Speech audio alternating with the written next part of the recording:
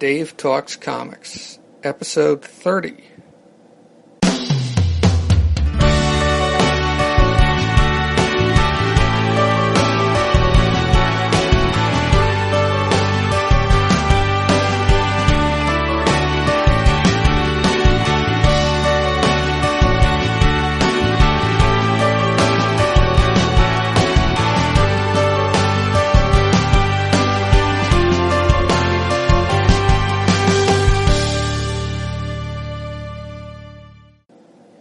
Dave Talks Comics is a podcast on the subject of comic books and cartoons.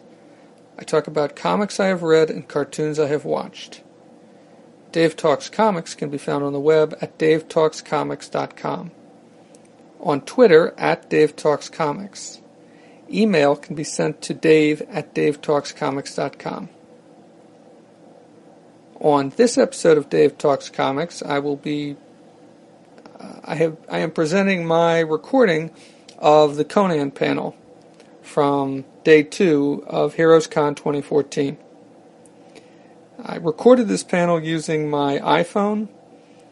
The recording is definitely not perfect or crystal clear, but I think you can hear most of what is being said by the panelists, Roy Thomas and Tim Truman.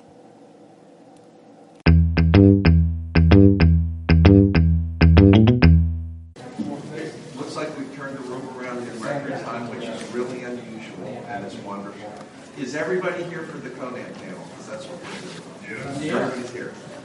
Terrific. Well, this is an exciting opportunity to have two of the major players in creating Conan as a comic book character and creating Conan as a character in our culture together at the same table. This is the first time they've actually met, I believe, which is really cool. And one of the things I wanted to say before we started, we're going to get them talking and reminiscing and telling their stories in a minute, but Heroes is a real family culture. It's a family event. It's by a family, Shelton Brooks family, for the family of fans. And what we want today for 1 hour, the privilege we have, is to kind of celebrate Conan, and not only Conan, the creators, but also Robert E. Howard, who created Conan, and maybe even talk about him a little bit as well. Go into the creation of this powerful character in our cultural mythology, and these guys participated in this character going from being pretty unknown to becoming a superstar, kind of like Tarzan, kind of like the Lone Ranger, in the pantheon of great American creations. So that's kind of the scope of what I'm going to go through today. More than anything, I want to celebrate the different ways that Conan's been presented, maybe get into the technical aspects of the challenges that they had as creators to get him going and to translate him into the comic book medium, so that we can all get a feel for the journey that Conan as a character's taken, again, starting from Robert E. Howard. And one of the things I want to kind of tell about these two guys, most people don't know that there's a celebration in Cross Plains, Texas, every year for 30 years. It's called Howard Days. And about 150 of the most avid Conan and Howard fans you've ever seen go there every year in the middle of nowhere, Texas, but celebrate Howard's life for 3 days. Cross Plains is 1,000 people. It's on a flat plain. There is nothing there. There's dust and post oak trees that are stunted trees, and that's it. And when you go to this little town, you get a real feel for how the incredible imagination that Robert E. Howard had to have to create everything he created, because he was creating it out of nothing other than his mind and what he read. Well, this celebration are hardcore fans and scholars that spend their life studying Robert E. Howard, and both of these guys have been honored as guests of honor at Howard Days. Tim Truman was last year. I missed seeing him because I was here for Heroes, but he did a great 3 days there. And Roy Thomas was at the 100th anniversary of Robert E. Howard, 2006, I think. He was the guest of honor. It's a big deal in Howard fandom to be asked to be a guest of honor at this celebration, because these are the hardest core fans. So both of these people have been honored that way. And I think I'm going to start out, ask a few questions, get things going, and probably about halfway through we'll stop and let everybody here have a chance to ask questions, because I think that's a lot of fun too. There's nobody coming after. So if we want to run over a little bit, we'll see how it goes. That we may have a few extra minutes, which would be great.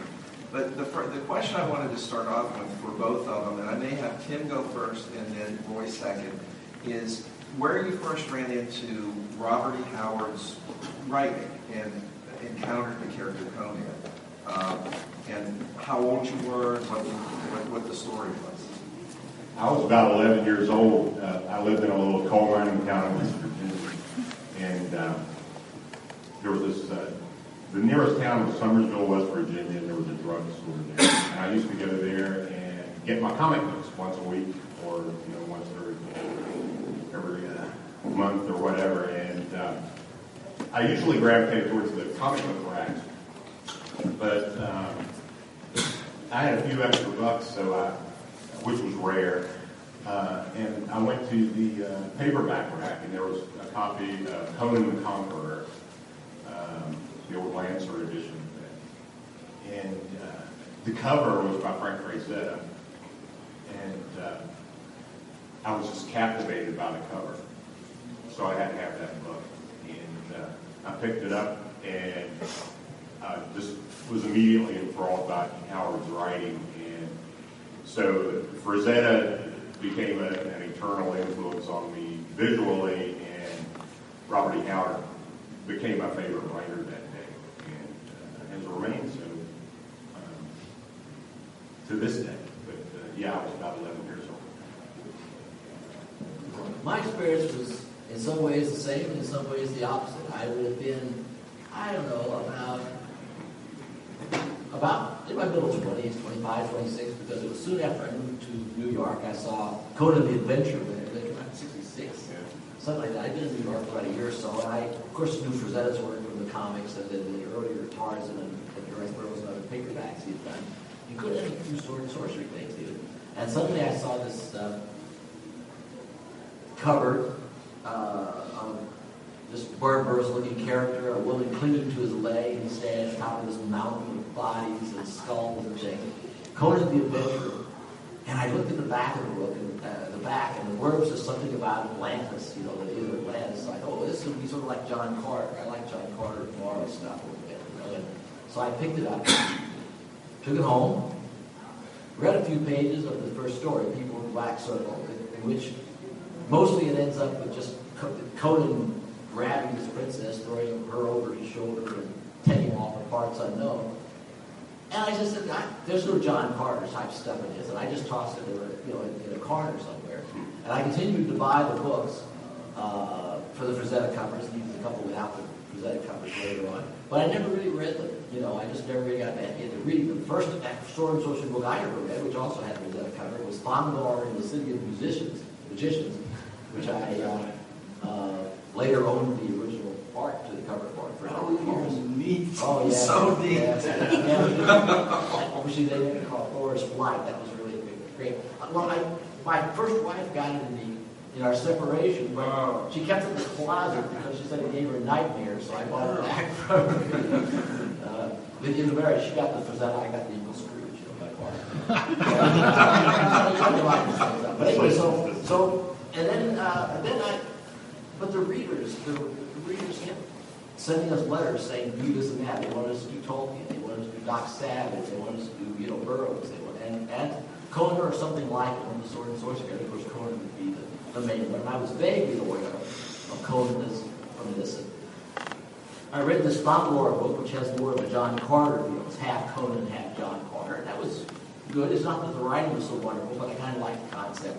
So I started reading some of Howard, and I discovered, I don't know when, but it was probably about the time that, I read things like, Tower of the Elephant, which became my favorite Howard story, but a few others, and I suddenly realized, well, this guy can really write. I think this is really an interesting character. It's just not what I was looking for at that other time.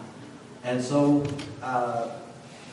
Stan and I were looking for other horizons to conquer, get beyond the superheroes. I mean, they were great. You can't just go on doing an indefinite number of the same of superheroes with different capes and this and that. And so Stan authorized me to write a little memo. He says, why don't you write a 2 or 3 page memo to Martin Goodman, the publisher, saying why we should, for some reason, not make up a character like this, but license a character like why, I don't know, because Marvel always made up the characters and so forth. And but for some reason, Stan just liked the idea of licensing one, and so forth. And so I wrote this little, which I wish I still had, 2 or 3 page thing about it, explaining that, of course, it have a lot in common with our superheroes. It's a strong, hero, beautiful women, sometimes dressed more for the tropics than for the Arctic, evil sorcerers, wizards, and menaces, and of course monsters, and a company which had the thing in the hall and so forth. I did not mention they would look as if they were in a medieval world, but and Goodman liked this. It's the only thing he ever remembered about me for several years afterward. Every read, oh, I love that memo on the sword and sorcerer. That's the only thing he ever knew I did. So he approved it. That's how Marvel got the rights to do Conan, or to go after a sword and sorcery character. But we were going to go after Thongor, because Stan liked that name better than Kull or Conan. He liked Kull better than Conan, too. He was going by the name. And also we figured, well, Conan was the big character. We knew that, so probably that might be outside of our rating. Economic rating, which wasn't very wide, but he hadn't authorized it $150 an issue. So we were all ready to do Thongor, and Lynn Carter, the creator of Thongor, liked the comics, but he couldn't get his agent to move on it. The agent kept stalling, holding you up the ante a little bit. That wasn't going to happen. After about 2 months, I just finally got disgusted one night, and I had just picked up the latest, just out book somewhere, Conan of Samaria, which has the Frost Giant's daughter cover. And I, for the first time that I recall, I read the introduction because it made me another. And here's the mention of the name and address of the literary agent for the Robert E. Howard estate. Not often you see an address to write to about the literary estate. Glenn Lord of Post Office Box, whatever, Pasadena, Texas. So I just, that was the day when, you could email and looking up the phone number and calling would have been expensive, and Marvel wasn't really about bills anyway. So I dropped it a line and said, we can't offer you much money, but I said, we might give Conan a little more of a, we might give Conan to some people that haven't heard of it. It might be good. What do you think? And I felt so embarrassed about the $150, which is several times what it is now, but still not that much, that I sort of rounded it off to $200. And so Glenn accepted, and then I had this terrible thing. I had over-offered, 33 to 30% too much. So I don't think I would have necessarily written Conan at the time, although I liked the story. I would have probably been into Jerry Conway or somebody. But I had to write it, at least the first issue or two, because if Martin Goodman just remembered that money thing, I could at least say, well, my rate, that would have taken care of 2 or 3, 4 pages of whatever my rate was then. So that's how I backed into it. Right? Of course, then he wanted the money back. Since he was paying out that $200, he wanted it back. So our first choice, we'd already sent my plot to him and everything, was John Musilla. And we had to say, John, no, your rate's too high, John. And John wasn't about to do it for a penny less, for whatever rate he had. So we had to get the plot back. My second choice, who knew Robert Howard better than I did and much longer, because I bought all the own press books. Actually, his copies was Gil Kane. But he was in that similar range, a little less, but similar. Stan mentioned 2 particular artists that were working for Marvel that I had worked with and liked and admired. But I said, no, I don't want to work with them. I said, Gil would have been fine, John would have been great, but I said, these 2 guys, they're okay, but they're not right for Conan. They're just, they won't get the individual qualities that I want. So Stan says, well, you got to find somebody else. Who are you going to find? I said, well, we got this starving kid over in England, Barry Smith, who had flown over the United States, gone to work for Marvel without benefit of a green card, which we never asked him for, and suddenly had INS people come up to him one day, give him 24 hours to leave the country or get thrown in jail. So there he is over there. We were feeding him a few stories here and there. We had done that one mystery story with kind of a Conan-esque character, but it wasn't really a tryout for Conan. We were just doing it for the story. So I gave it to Barry, and of course, the rest is kind of history. Barry took an issue or 2 to get into it, and then went off in the weird but very wonderful direction. And the book, took off. And it was a hit from the beginning. The first issue sold quite well, and the next 7 went down. Every single issue sold less well than the one before. And then Stan saved the book, and after that it was forever after. For the next 20 years, Marvel had a hit title of sorts. I have a quick question about that. I had heard that Stan canceled the book after the 6 or 7 For one day it was canceled. For one day, and then you went in and said, no. Well, he said Barry says he wanted Barry to do something else. He said, Conan's not going anywhere. The sales are down every issue. He says, I want to put Barry on superheroes. He says, so I canceled. So I don't know why, because he wasn't the publisher. He somehow told him he wanted to cancel it or something. It was officially canceled one day while I was, home writing. I come back in the next day, I'm horrified. I said, you want to Barry off the book? Take him off the book. I'll find somebody else to draw it. But I said, don't kill the book because you want Barry. Because first of all, Barry doesn't want to do the superheroes anyway, and he won't like the idea much. But I said, if you don't want Barry doing the book, well, you're the editor. Take him off, and I'll find somebody else reluctantly. But don't kill the book just to trick the artist into doing something else. So it got put back on as a bi-monthly, and luckily, Stan had, in the meantime, had saved the book. And just briefly, what happened is Barry and I was really as responsible as anybody because I was coming up with cover ideas, basically, though Stan had to approve them, is that after the first issue, we tended to have animals on these covers. We had the giant spider, we had a giant bat, we had a man-headed snake, at least, which is more of an animal, a woman turning into a tiger, things like that, And most of the covers after the first 2 or 3 tended to be animals.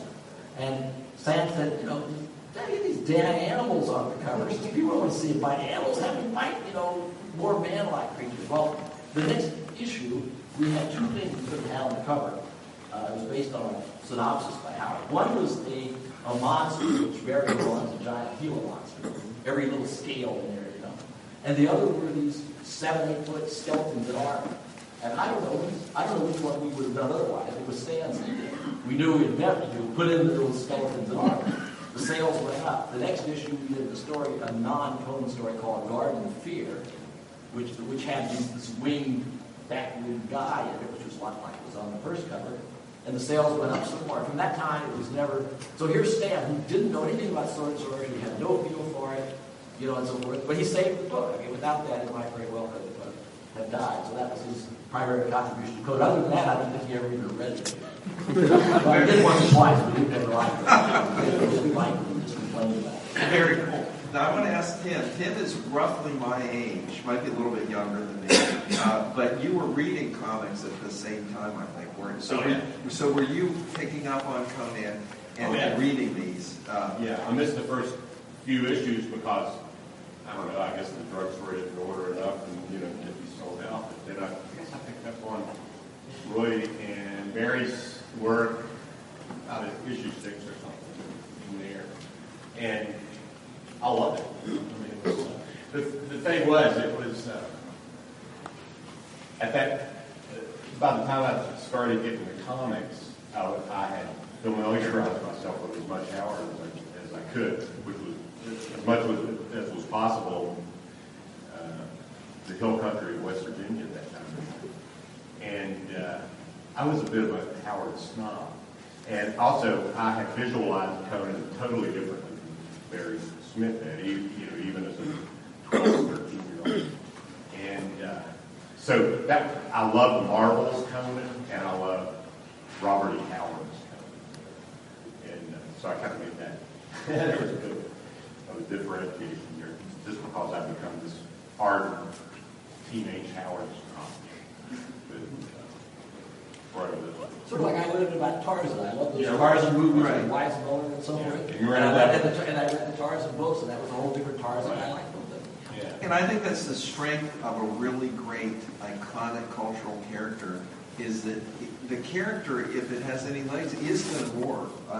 I was at Howard Days a week ago, and I was hanging with the hardcore Howard fans, and they really like to see everything done in pure Howard. But the reality is, Roy Thomas has to do 200 issues of a really successful comic book. He's going to be weaving in and out stories, and the same thing with Tim. you've been on it for 10 years now. You've got to be doing stories. And fortunately, occasionally you are able to do adaptations, which are great. You really honor the Howard story, but then you've got to come up with other stuff.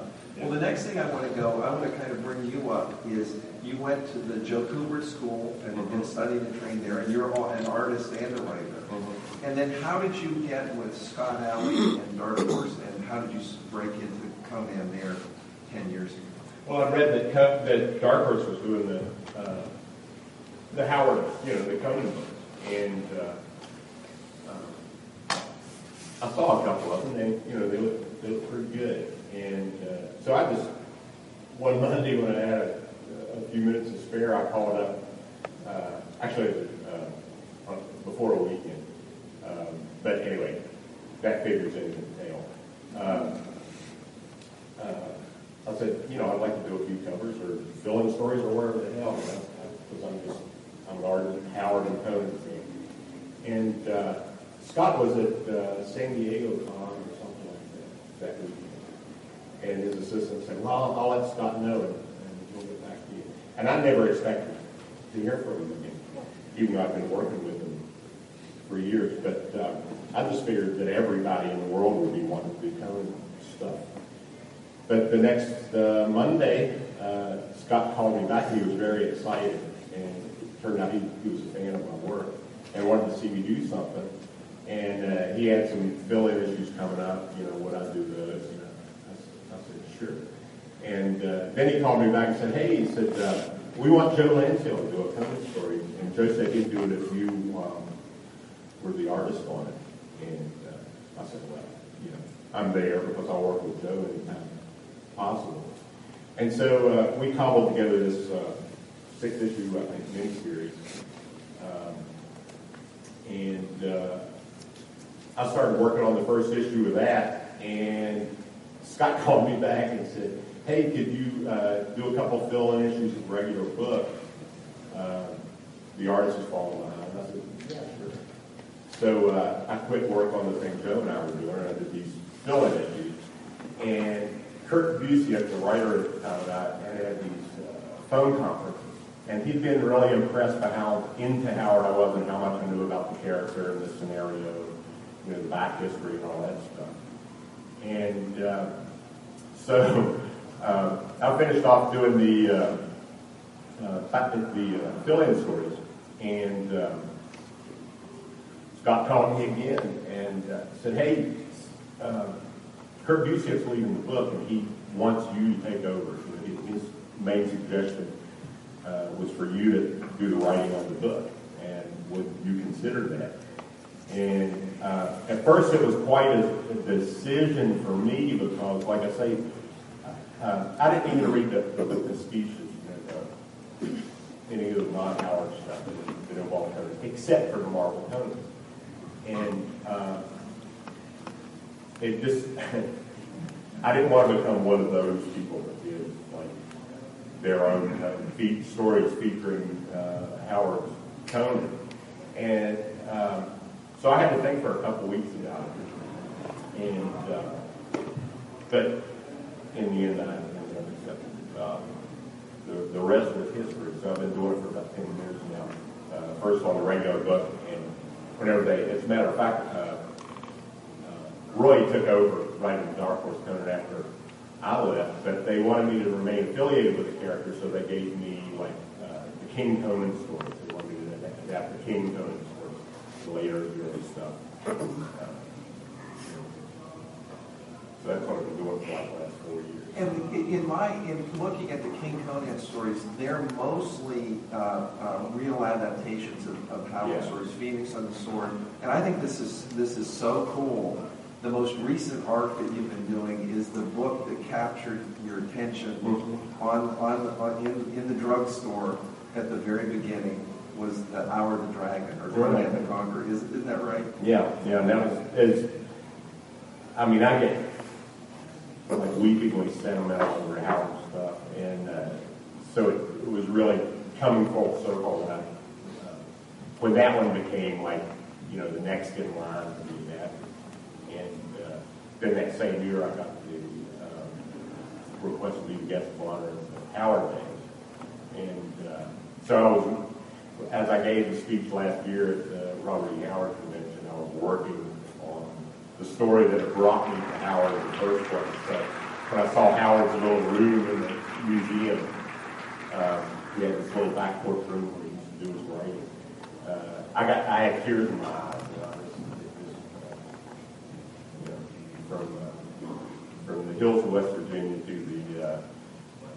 the land that wants desperately to be a desert. It's called Cross Plains, Texas. It's quite an emotional experience for me. Again, I just want to say I've been there a few times now to Howard Days, and that little house that still exists was preserved by the town in the 1980s. Every year for 30 years they've had a celebration in June, and you can actually go in and see the whole house. It's a tiny little house, and he had a little porch room off of the main house that was his bedroom and his writing room, and it was tiny. It was a big closet almost, maybe a little bit better than a big closet. But you see his typewriter there and his desk where he looked out on the backyard, which was absolutely flat, and kind of could project his ideas onto this flat, barren landscape. And you really, it's so cool to be able to kind of inhabit the world or revisit the world of the writer who had this powerful imagination and was an amazing storyteller. You can be right at the space where he wrote the stories. I actually last week was on the front porch and was reading Conan, and it was a surreal experience to be able to do that. And it's cool that the town has gotten behind it and is supportive of it. Well, even during Howard days, like the local Baptist church, on the how they do the stick-on letter thing, it's like we welcome all participants. The local Baptist church celebrates Robert E. Howard Day, as ardently as any of the thing in. It's very cool. I want to go back in time now to where with Roy and Marvel in the 70s and getting up into the 80s. And what was it like seeing Barry Windsor Smith become Barry Windsor Smith? I think that must have been amazing for you to watch him become the artist that he became. And then as you started doing the stories, the movie came around and you were in. I think the movie, the first movie that really created Arnold Schwarzenegger, Conan the Barbarian, probably wouldn't have occurred without the comic books that you created. And so there's a story there, and I'd like to hear about that a little bit. The story I told you before. Yeah. How you segue in from the comics into the There have been movies. many attempts to make Conan into movies. I remember being approached once or twice by people who claimed they were trying to get the rights and this and that over the years. There were other people trying to get Harmon one of the ones, but different people. And there was some doubt about whether some of them might be public domain, and was the territory copyrighted. I said, I know nothing about that stuff. I tell him that Glenn Lawrence is in the books, the trouble at that time was that Glenn Lawrence, who died a couple years ago, who had been the literary agent for a number of years since, late 50s. The 60s. He works for 57. He became the literary agent in about the 60s. But the thing is that in that time, the science fiction fantasy writer L. Sprague McCann had become very attached to the thing because he's the person that I guess he did a lot of tagging, paperbacks together, and then he began to write and co-write and oversee the pastiches, writing some himself. Originally, it was started for hardcovers, rewriting a few non-Conan stories by Robert E. Howard, taking them and making them into Conan stories. It wasn't that hard in a lot of cases. Take out the modern stuff, do a little element of sorcery, turn the hero into Conan, and 70-80% or something of it would be Howard anyway. So, but by this time, and McCann had been the person who didn't want to have to spend his time handling all of Howard's stuff because he had his own career. So he got this guy who had put together a book of Howard's poetry, Glenn Lawrence, just a humble guy from Pasadena, Texas, working in a paper factory, to be the literary agent to the estate. Well, the trouble is, over the next few years, they got to hate each other for whatever combination. Lord was such a fan of Howard that he couldn't stand the fact that the camp was grafting himself onto it, trying to guide the stuff. The camp just saw Howard Lawrence for some hick who was holding things back, although Glenn was doing a wonderful job of putting all the other high-powered material cull, and Cormac and all these other things into print. So there was a real power explosion in the late 60s, early 70s. So they didn't even speak to each other after a while, those two camps.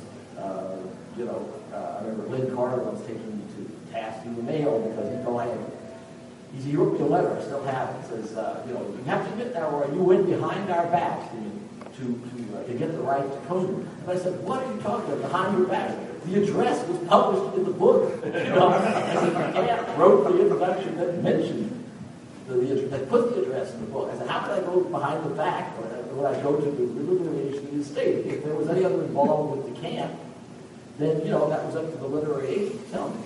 And because we didn't have the rights to adapt the camp stories. In fact, our contract originally didn't even call us to have the right to adapt the Howard stories. We only had the right to use the character.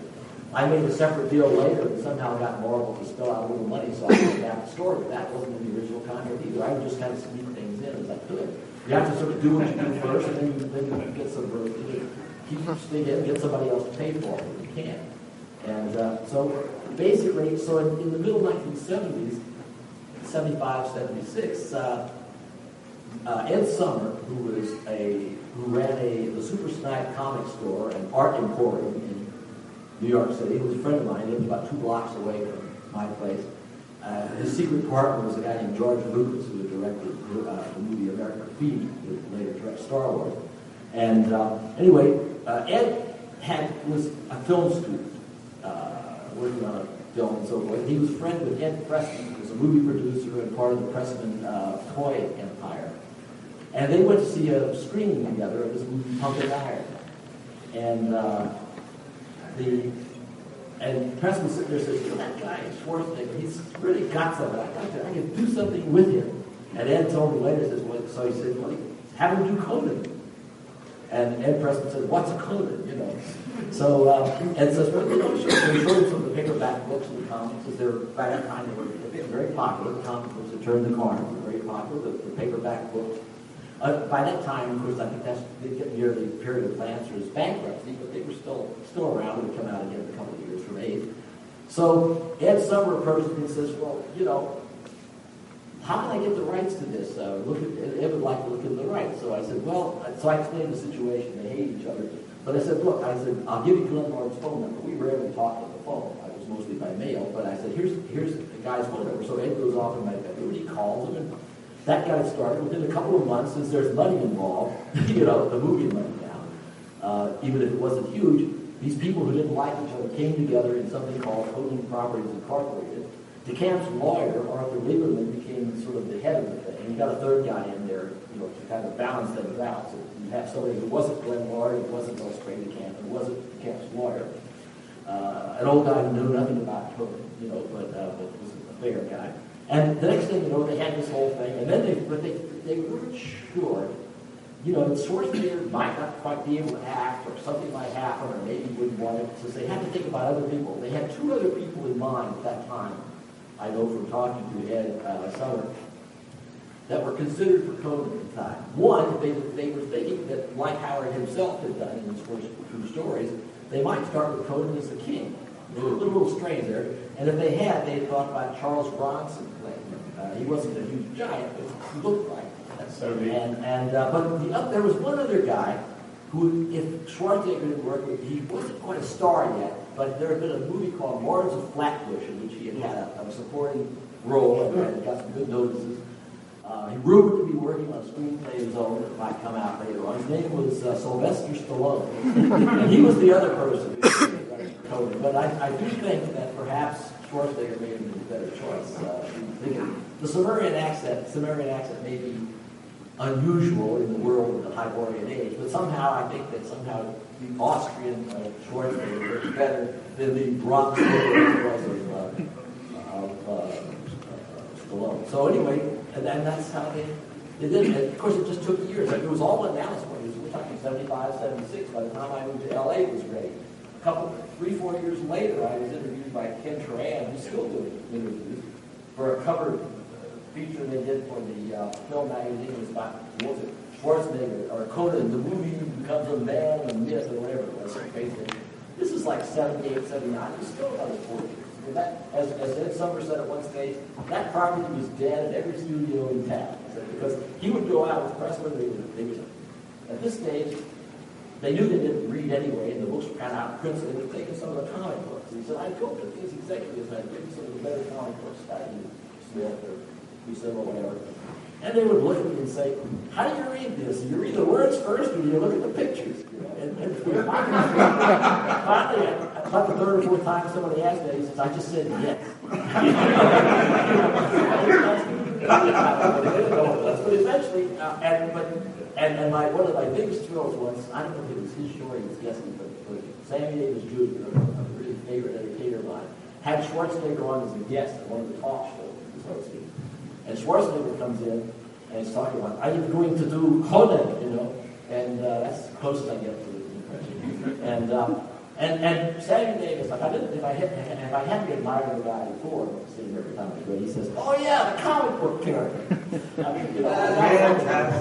But the comic books did. I think there would have been Conan movie eventually, but at that particular time, the comic books were probably as responsible as the character himself. But of course, the essential stuff was still, whatever else anybody ever did with it. The essential thing was that 20-something stories and how I wrote. The rest of it's just, it's like what George Lucas said about Star Wars once, right after the movie. And he says, well, the movie is real. Everything else, the strip and this, everything else is gossip. And that's the way I put it. Everything else that we all do, that Tim does and I do, I think you probably agree, it's just, it might happen, might not. But the real, the only code is not what the camp wrote, it's not what any of us did, it's not what Arnold Schwarzenegger did, it's just those 20-something stories. Yeah, totally. It's interesting to hear you say that Charles Bronson was in line for that role.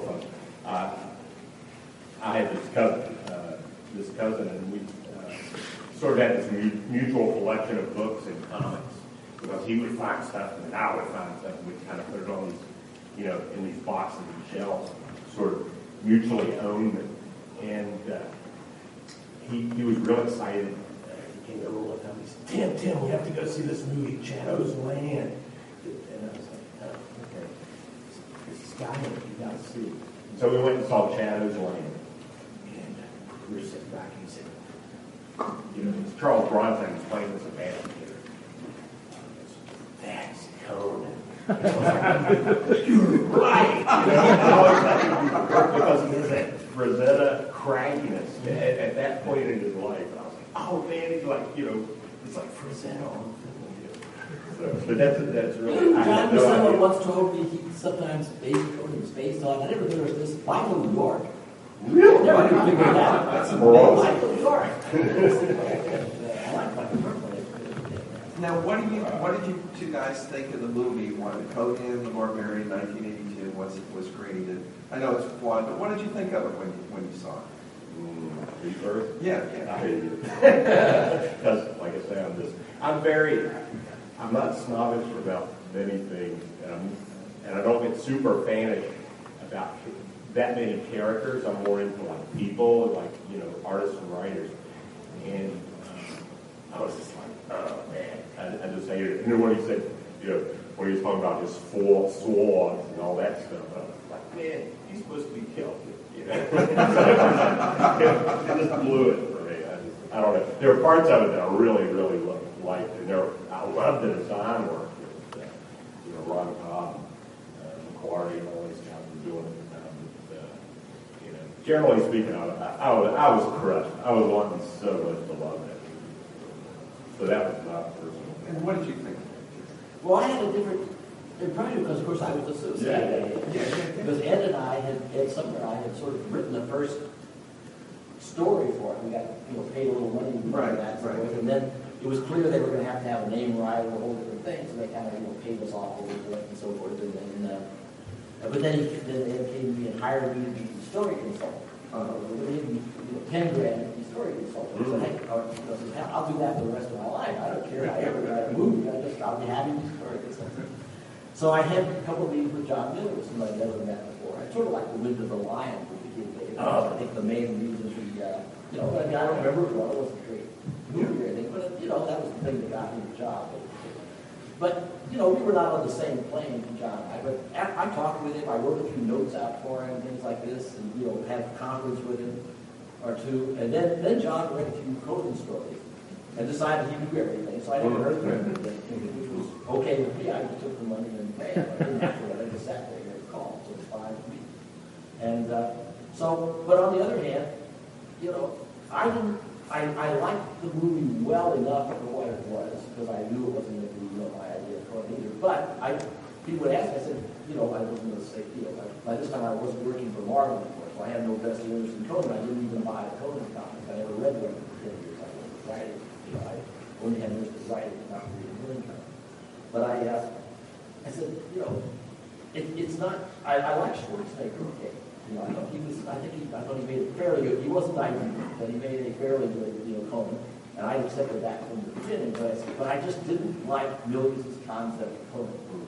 As soon as I saw, and of course I've been reading the scripts along, so I didn't come to the movie as cold as just seeing it on the screen. But as soon as I got to the part especially when I saw it on the screen, in which Conan is a slave and has to be driven away by his master because he's like a dog who's been kept too long, I said, Milius didn't understand that at all. He absolutely misunderstood the character. So whatever is right in that is somehow in spite of Milius. I think Milius thinks he was born to be the Conan, movie guy, so they can make him forever, although we need to make the second one. But at the same time, he obviously didn't really understand him, because although he caught certain things here and there, I think he missed the big picture. I think he really didn't understand. Whatever is right about that movie, I think is almost a happy accident. Right. There are two elements in that movie that are kind of from two different Howard stories buried in the movie. One of them is climbing up a tower, which is Howard the Elephant. Yeah. And then there's the little trope about Valeria, the girlfriend, saying, "I'll come back from death." Right. And it's like they leave. Oh, the Queen Crucifixion scene. And the crucifixion scene too. So they're little tropes, but by and large, it's not Howard, and it is flawed in many ways. But the wonderful thing about the movie was people got to know Conan, and this is how a character gets into popular culture. It really embedded Conan into popular culture. And people can say, well, gee, Arnold Schwarzenegger, he made Conan. I personally think Conan made Arnold Schwarzenegger, and that's how it went. But anyway. It was like with the Hulk, when the Hulk came on TV in 77 and 78. Yep. And I was out in L.A. and I talked to somebody and I'd say, well, I wrote the Hulk, 5 or 10 years ago.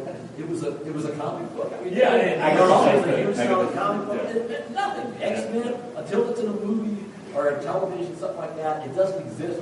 At that stage, it didn't exist. It was just a little minor niche, even though we were selling hundreds of thousands of copies. Right. Well, I remember seeing the movie too. Whenever William Smith plays Conan's father, and the second time I saw the movie, William Smith was another one about like, he'd be a great Conan. And so when I see that scene between William Smith and the young Conan, I want William Smith to take the sword and just like, and then like to assume the role of Conan. I thought he was going to ask me about Conan the Destroyer, probably what I Well, anyway, now we've kind of gotten Conan into the popular culture. He's gone from the wonderful Lancer Pizzette books with the iconic Frazetta covers that really, a lot of artists and creators took inspiration from that. Then went into the Marvel comics that really got it out there. Barry Windsor Smith became a superstar. Then goes into a movie. And I'm going to ask both of you now, because you both then have been writing Conan for many, many issues and many decades. What's your approach? How do you handle a character where you have a finite number of stories and yet you have to expand his adventures?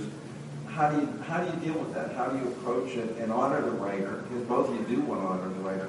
How do you approach it, and how do you think about that technically? Why don't you go first?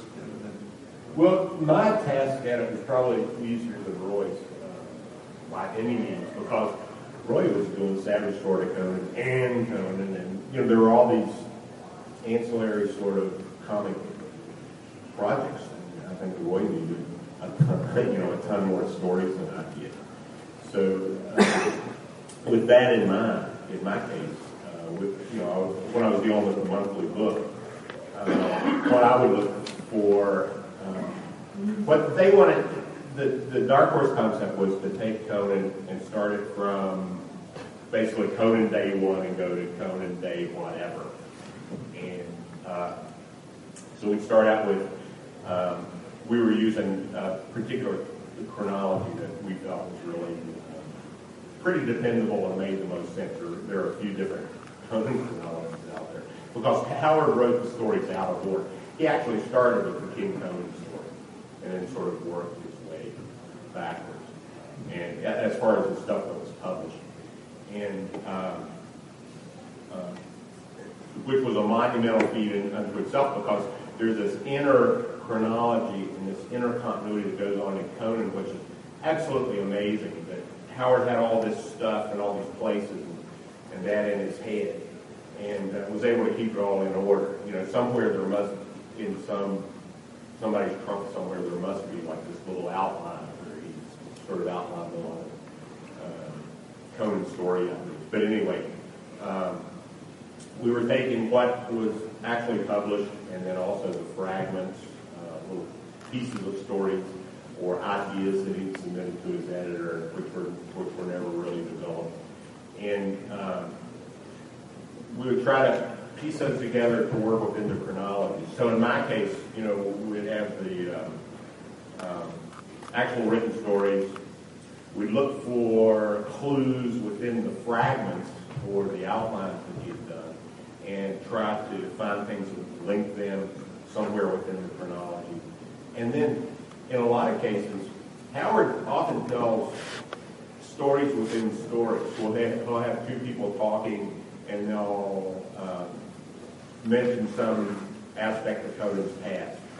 And so you can find these little hidden gems that are buried in paragraphs here and there, whether it's about something Conan's actually done or some artifact that Conan has been involved with, or some event that Conan has been involved with, or something that some sorcerer has done. So you just look for this network of spider web in Robert E. Howard's writing. You try to pick apart some of the webs and see if you can use them somewhere, kind of piece them within the puzzle, and which I found that to be great fun, and that was was really challenging. But so that's kind of how I approach it. Yeah, right. What about you? At the very beginning, this is news to me. You couldn't really write Howard stories. You had to do something else. Right. It's a little like what they did with Tarzan when they had the first sound film, the Wise Man. They couldn't adapt Tarzan the Ape Man rather than Tarzan the Ape because they were forbidden to use Edgar Rice Burroughs' stories because he'd been so unhappy with movies in the past. Well, this was just a general thing because I don't know. We were just buying the rights to the character. I don't think we ever tried to get the rights. I wanted to, but it was just complicated to get the rights to the stories because, for one thing, the camp had edited some of them. You do Conan the Conqueror, that's about 90-something% hourly drag. But the camp, and then of course forget about the Treasure of Thanatos, which is a Howard story that changed a lot, both I won't put into it, et cetera, et cetera. So with the camp embodied in it, I think that's the reason we only had the rights to the character because that's all Glenn felt he could really sell us. He would. If the camp had changed a couple of words in the story, like in the story, the Invisible Worker Within, the one with the man had snake. Yeah. God in the Bowl. Yeah. Anyway, he changed the Howard expression that somebody says, about describes things. The God has a long neck, which Howard wrote, which what I actually think in this case, rare thing is better. The God has a long reach. That's just a matter of opinion. But anyway, but which version is going to be do this? So anyway, somewhere along the line, Glenn then decided he could sell us, and the camp didn't object. So I don't remember the deal. I don't remember what was written on paper or anything like this. I just remember I didn't pay any extra money, but we got the rights to do it. And so what I did is the first thing I did with it was actually not Tower of the Elephant, which became number 4. The first thing I did was take a story. Twilight and the group, the Twilight and the Great God Past. Yeah. And there have been 2 or 3 versions of that, some of which don't have the supernatural. And I took that story and I turned it into what was going to be like number 3 or 4. But then I ended up doing it, decided the order didn't work, we didn't have enough time, ones I changed around, moved around. So I actually did. So I sort of eased into it by doing a pastiche of sorts, if that's what you want to call it. You know, it's a non-Conan story turned into a Conan story. And then I did Power of the Elephant, and then I would just go back and forth, you know, from that point. I was actually emulating the camp, not so much that I liked the camp story, but I thought the approach was what I needed for comics, because while I didn't have 2 or 3 books right away, I just had the one, and yet right away within a few months there was at least one issue of Savage Tales, which could have become a regular book if it could have been canceled right away. So I decided that I was just going to start with the earliest period of Conan's life we knew much about, you know, and so forth, about the same time as Tower of the Elephant. The Frost Giant's Daughter, which could be considered the first, although I can't place it later, and then just go through his life and do the same thing you're talking about. You know, find the little hints and the pieces and fill in between. Well, if Howard is in this place in one story, and the next story chronologically is here, he went to here, then he went to here, then he went to here, but I wanted to get him into out of the north, where I felt like he's a fish in water, you know. But I wanted to get him, and then by like the 3rd, 4th issue, I was going to, especially by Tower of the Elephant, I wanted him to have to be the fish out of water, which is what he was best at. Get him out of that north and out of just running around with a bunch of other guys that are naked with loincloths and so on, and get him down where he really fits, where he's the outsider in the world of civilization, you know, and so forth. And then just going from there, and I wanted to cover about 1 year, and remember it was only a bi-monthly at that time too.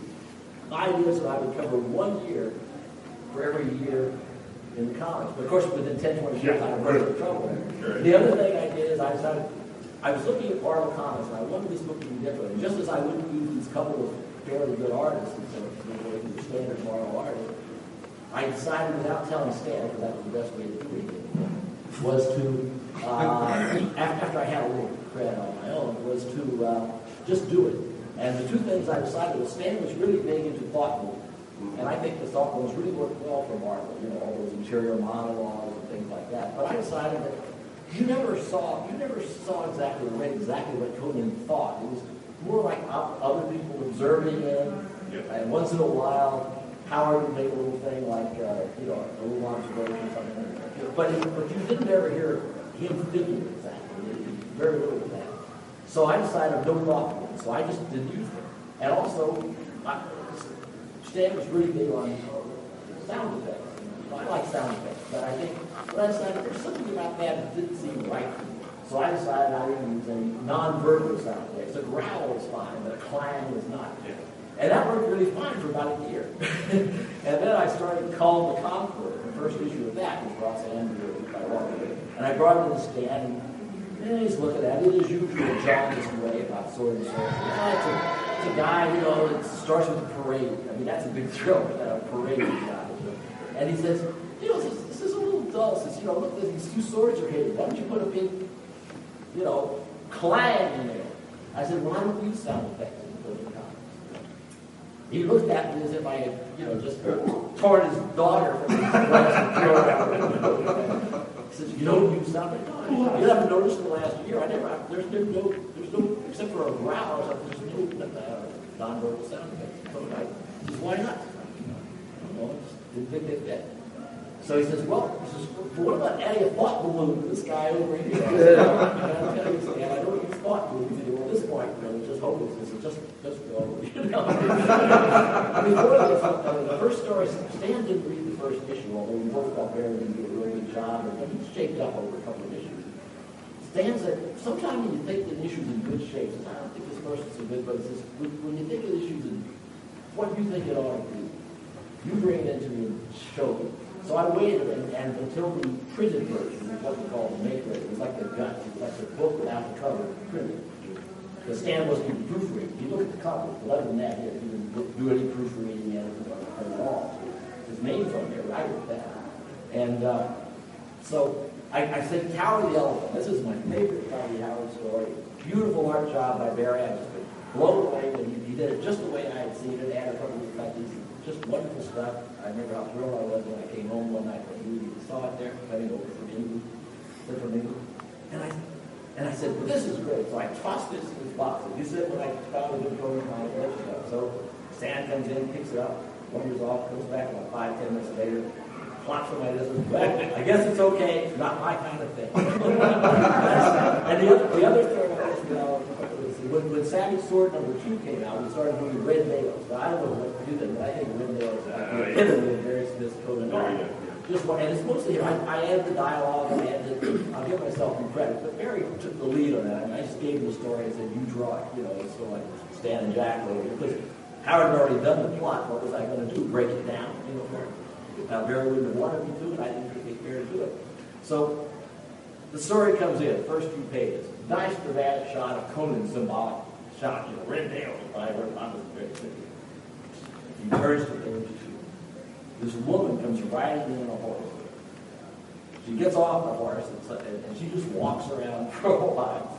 Then she climbs up on a hill and so forth. And when she comes down from the hill, here's Conan talking to her, and so forth, and in a threatening way. But 2-3 pages, and says, "What is this?" He says, "What is the story?" He says, "Well, that's the story." He says, "Yeah, but you could have put some action into it." I said, "Yeah, I thought it was kind of nice the way it was." He says, "Well, it's just all nobody's going to want to get such a God."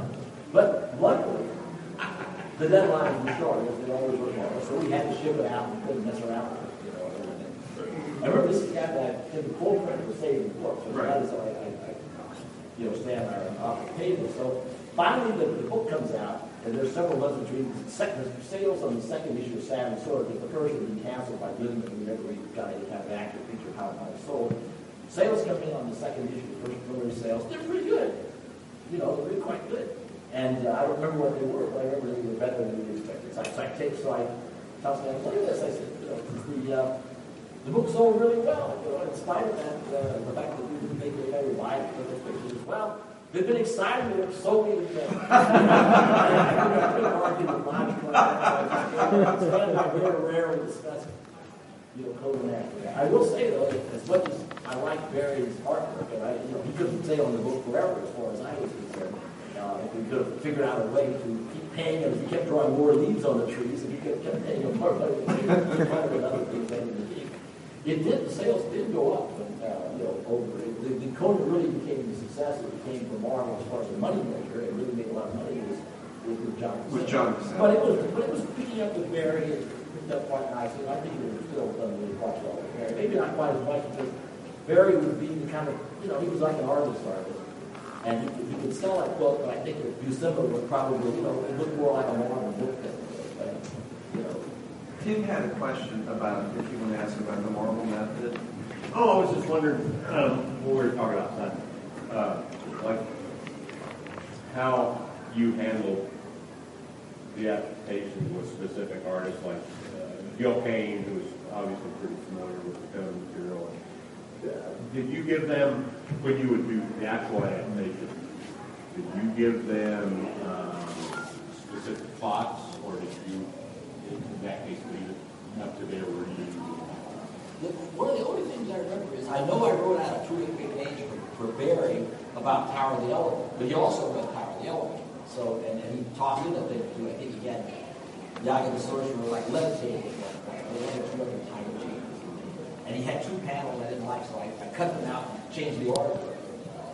First, I introduced the corner of the bars, and page 2 or 3. The panel order is the opposite of the panel. He showed a long shot, and then a close-up or more shot. I said, you got to have the guy turn and he looks up, and here's Conan, and then you show the long shot. So, but that was just my hoopness, I just took a scissors. I just take a scissors, cut the thing out, and paste them up in the different. It wouldn't have been perfect, but the thing is that mostly what I did in a short order, I may have sent you notes, given some notes, or whatever. I usually just gave the story to people. Well, certainly by the time John was doing it, John was so happy just reading it. Originally, of course, I was doing plots, and I did plots for the news stories. But when you do a Howard story, by that stage, I may have marked up a thing or two, but I just gave the story. Yeah. Maybe I had some questions. Now, the one I remember the best, and that is the one that was plotted in the hotel lobby in England. That was issue number 7, The God in the Bowl. Yeah. Lurker. Now, that's a very thin little story. You find it, or is it sort of music or something? No, perfectly that one. But anyway, he did a more straight version of it. We made a good radio show. This will happen. like Barry and I were there, so that's one I changed a lot. I usually change how I said, we got to have a woman in here. There's no women characters in there. So we took the woman, the character that's in trouble in there, and made her into a woman, a very treacherous woman. And then all that happened at the beginning is, Conan is cut off the snake's head. That's all you do is you see the snake's head. I said, we got to have a fight with the snake. So once in a while, we find something with, as I mentioned too, with Conan the Conqueror. I decided we can't have, at least the Marvel comic in the 70s, it didn't make any sense for this whole, for Conan alone to be, not the Saban, to be killed by somebody that's wizard off stage while Conan's That's down how I there read in it the the line. same journal. And I said, it looked okay, it maybe looked okay, Yeah. so I put Conan in that action. But every time I did it, especially by then, I didn't like doing that. I liked to keep as close to Howard as I could. But we're doing something a little bit different. I thought we have the spirit of the thing, the details don't really matter. So Tim, you felt the same way. Oh, You yeah. got specific Because scene. I've tried it. There are several instances where you sort of have to mess with Howard because sometimes there are passages that read just amazingly in prose, but when it comes time to visualize it, wait a minute, what's that really look like? And then there are also parts where I think Howard was influenced a lot by radio dramas because there, in several of the stories, Rogues in the House and a few of them, you'll have people describing stuff from, like describing things to Conan, or they're looking at something and it's being narrated to Conan rather than using the device of taking you into the action and actually, describing people being hacked and sliced and all that. Or you'll have, there's one instance where a servant is on the hill and Conan has been incapacitated by a spell, and the servant is describing the Howard. And so anyway, as you read it, it's exciting, but it reads very much like a sort of radio play. And so in those instances, like, I serve two masters. I serve Howard, but I also have to serve comics and visual storytelling. So you have to make it as exciting to the reader as possible. Take out those parts where Howard will describe a messenger running up and down the hill 6 times and try to relay information and try to condense it all so for one thing, it doesn't take up an entire issue of a rider riding up and down the hill, and you can put something like that into 3 pages and cut to the chase and get on the stuff, the action stuff. So, it's in the case of Hour of the Dragon, Conan the Conqueror, Conan's not in the last quarter of the story, so I ran into exactly the same trouble that Roy ran into.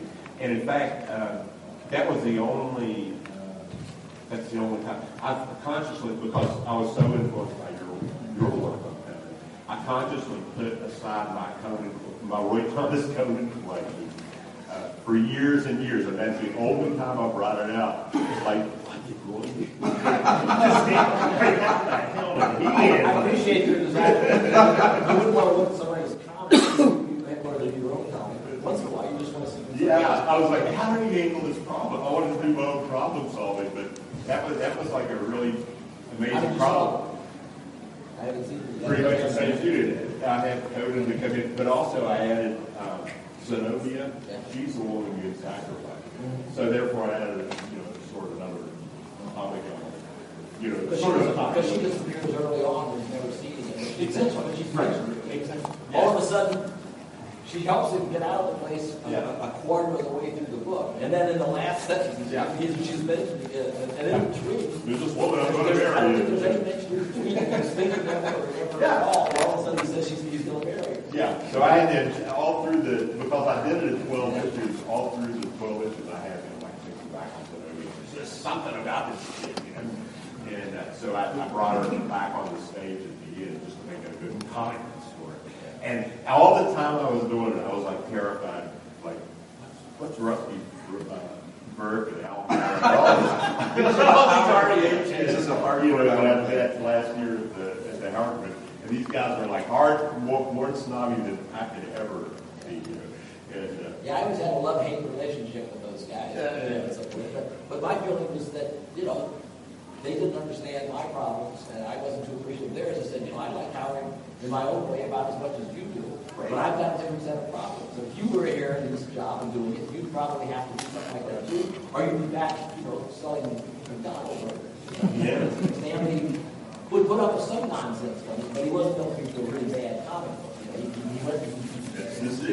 He was annoyed at me enough, often enough about it, until we read sales meetings eventually. And then he was very happy about it. Well, this is fantastic. It's exactly what I wanted to hear, what the audience, I think, wanted to hear some of the details.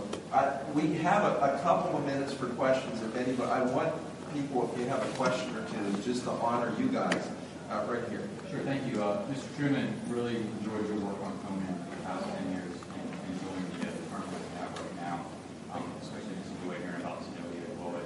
How much longer can I expect to be painting Dark Horse for your stories? Because that's, honestly, those are the ones I've enjoyed the most, are your work with the current King Conan team. I'm getting another contract next. Fantastic. And I want to do the older, we've done this version of the older Conan with the beard and the scars. And the readers are really responding to that, because I use him as a device to open the story. And readers have really responded to that, especially after I showed him pissing on his own tube. And so I want to deal with that guy. So it'll be like, it's based loosely on what's just little mini fragments of them. And but most of the story will be about. So that's only 6 words. Luckily, the Howard is people that handle the property, and Dark Horse really like what you lost about. Frankly, Mike Richardson, the publisher, is a real fan of Roy's work, and I think he likes that sort of the more classic kind of the way that Roy and I hope that they can a little more Howard-esque. Yeah. As Howard viewers, how would you imagine Conan's last days? Well, I don't know, because Howard tells us that he lived a long life, and that he traveled west across the sea to the west, to these western isles, which I always took to be America. I don't think that Howard knew himself, but he did. So that's kind of like the last indications we had, that he lived a long life and he traveled west to a place that sounds suspiciously like America. Would you like to think that he fathered enough children and somewhere down the line gave birth to Solomon Kane? Well, that's just it. In Howard's own letters, and it's one of those, you have to poke through Howard, and the more you do, the more things you find out that kind of invalidate past conceptions. But that he and Zenobia weren't married when he didn't have any heirs, actual heirs to the throne. That he might have. That Howard says he had bastard children, but he didn't have any heirs. So he probably had a ton of kids by concubines, but they weren't. But there was a continuity. He was one of the first to have a universes. His stories were knit together, and there was a Roman Grant McMorn tale where he intersects with King Cole in Atlantis. So he had the expanded universe, like the Marvel universe before the Marvel universe. This gentleman, the last question, and then we'll break it at reasonable time. First comment, Mr. Truman, your Conan stories have been awesome. I mean, nothing beats Howard, but you come pretty damn close. But you guys rock. One of my favorite parts of the Dark Horse Conan comics is the back, where you have the adventures of Robert Howard. And I was wondering, the small strip there, I was wondering if there's been any talk about collecting those or doing a mini-series where they talk about Howard's life. Yeah, that's probably a question, well, certainly a question better asked to Jim and Ruth Egan to do that feature, but I'm sure it'll be collected, because they've done a ton of them. And Jim is very proprietary to the point where I wanted to do, I asked him for reference on some of this stuff. he got a little, it's like, that was his territory, he didn't want to be messing with that period, we're actually wanting to show the Howard House, car and all that. So, I mean, there was no animosity or anything, but he's getting definitely feelings. That was his territory. Jim and Ruth Keegan were also honored a couple of years ago as guest of honor at Howard Days. If anybody ever has a chance to go, it's well worth it, although it's adjourned. And I want to thank our guests. I think this has been wonderful. I've learned so much. I think you've shared so much for the audience. It's been a spectacular overview of Conan and Howard. It's honored both the character and the author. I want to say one thing. In the Conan movie, Conan, the wizards of the East are asked him, what is best? And Conan said, to crush your enemies, watch them flee before you, and hear the lamentation of their women. And I would say Conan got it wrong. I think what is best is Roy Thomas and Tim Truman at Heroes Con doing a Conan panel. I think that's the answer. I have to tell